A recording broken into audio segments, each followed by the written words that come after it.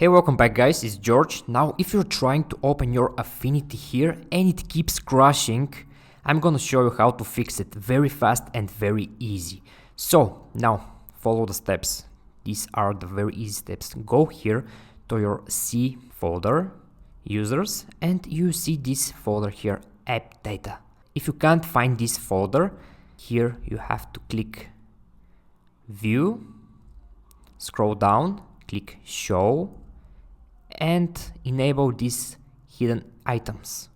When you click these hidden items, you'll be able to see this folder. When you see it, go here now to roaming, click here, enter this folder. Now you see this Affinity folder. Get inside this folder. When you open it, you see this Affinity. Now you just need to click this folder and delete it. So delete this folder Affinity. And when you delete this folder, you'll be able to go here and you'll be able to open the app.